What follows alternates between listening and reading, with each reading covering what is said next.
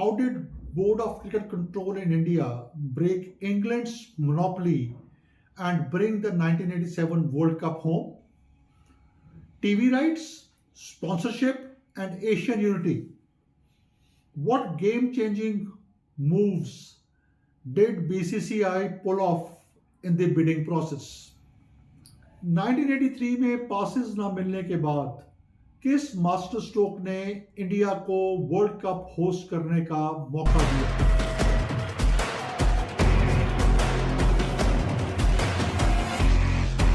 Welcome, my name is Sukhpreet Singh Gyani and you're watching the channel Unfiltered Book Talk. No spoilers, just the core review, the raw, honest truth about books. If it is on my shelf, it's getting a straightforward review. Let's talk about books. Ratnakar Shetty अपनी book में हमें बताते हैं, जिसे वो define करते हैं cross border diplomacy. बताते हैं कि जगमोहन दालमिया और आईएस बिंद्रा ने पॉलिटिकल टेंशंस जो इंडिया और पाकिस्तान के बीच में एग्जिस्ट करती थी को दरकिनार करते हुए क्रिकेट टाइज को आगे बढ़ाने का एक कदम उठाया। एट द सेम टाइम उन्होंने श्रीलंका को during their time of security crisis उनको बैक किया और बांग्लादेश को टेस्ट क्रिकेट स्टेटस दिलाने के लिए भी काम किया और they ensured that all the Asian nations felt represented. Ratnakar Shetty then also brings forth another important aspect, what he calls it as institutional framework. वो कहते हैं कि जगमोहन दालमिया और आईएस बिंद्रा के जो एफर्ट्स थे, they strengthened the Asian Cricket Council, which became a platform for collaborating tournaments like Asia Cup, and more so when it came to collective bargaining at ICCI. और वो यहाँ पर सिर्फ 1987 वर्ल्ड कप की बात नहीं करते, और कई टूर्नामेंट्स जो इन 3 या 4 नेशंस इंडिया, पाकिस्तान, श्रीलंका और बांग्लादेश ने इकट्ठे बिड किया और टूर्नामेंट्स को वो सब कॉन्टिनेंट में लेके आए। I S Bindra had credited Dalmiya with having an uncanny knack of reading the balance sheets and being a terrific deal maker. सो अब हम बात करते हैं कि बिडिंग के टाइम क्या हुआ। जब 87 वर्ल्ड कप की बिडिंग हुई, the Asian cricket boards came together, वो सब इकट्ठे थे to present themselves as a strong voting bloc, और एक डिटेल्ड प्लानिंग और स्ट्रॉन्ग फाइनेंशियल गारंटीज ने क्रिटिक्स को चुप करवा दिया। और बीसीसीआई ने कैसे मैनेज करी बैंक गारंटीज, ये इस किताब का एक ऐसा एपिसोड है जो आपको किताब के साथ बांधे रखता है। और इसमें जो हमें ये जानना बहुत इंपॉर्टेंट है कि रत्नाकर शेट्टी ने ये सारे इवेंट्स अपने आंखों से देखे हैं और उनमें वो पर्सनली इन्वॉल्व रहे हैं, और इसके ऊपर आइसिंग ऑन द केक का काम करती है उनका राइटिंग स्किल।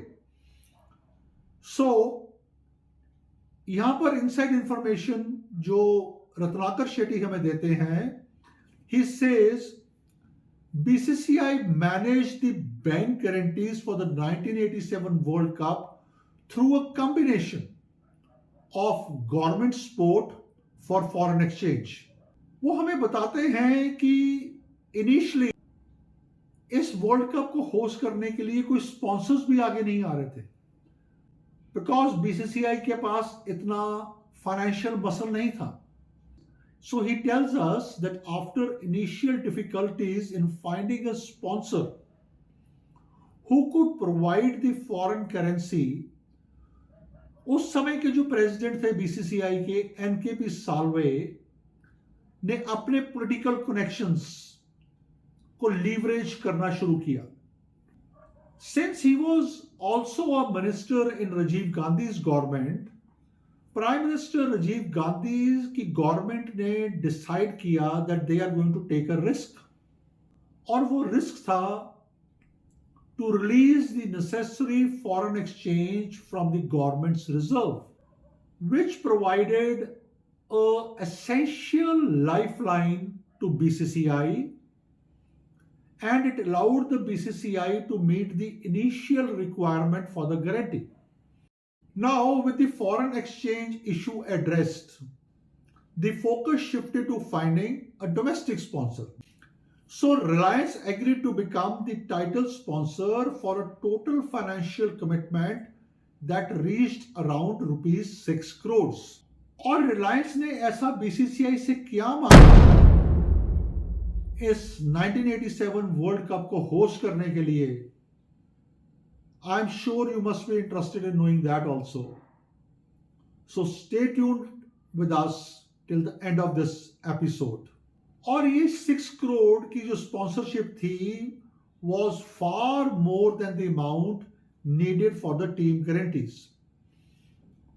नाउ हमने पहले बात की वो कंडीशन क्या थी जिसके कारण Reliance came on board with BCCI to become a sponsor. One of the conditions included, of course, renaming the tournament as Reliance World Cup, and the second one was a symbolic gesture, a symbolic message, जिसमें Reliance group ने ये condition रखी कि Dhirubhai Ambani prime minister Rajiv Gandhi के साथ बिठाए जाएं during an exhibition match. The ICCI finally awarded the 1987 World Cup to India and Pakistan. So पहली बार क्रिकेट का वर्ल्ड कप इंग्लैंड से बाहर होस्ट होने जा रहा था, और वो भी इंडिया और पाकिस्तान में. और फ्रेंड्स, ये वो पल था जब क्रिकेट का ताज इंग्लैंड से निकलकर इंडिया और पाकिस्तान के सर पर आया. 1987 का रिलायंस वर्ल्ड कप सिर्फ एक टूर्नामेंट नहीं था, यह एक डिक्लेरेशन थी कि अब क्रिकेट का असली घर सिर्फ लंदन नहीं बल्कि ईडन गार्डन्स, वानखेड़े स्टेडियम भी हो सकता है. और इंडिया ने अपनी आवाज उठाई, स्पॉन्सरशिप आई और दुनिया को दिखा दिया कि सब कॉन्टिनेंट में क्रिकेट का जो जुनून है उसके सामने कोई बाउंड्री नहीं है. तरह इंडिया वर्ल्ड कप को होस्ट करने का राइट लेकर आया और क्रिकेट की कहानी में लिख दिया एक नया चैप्टर.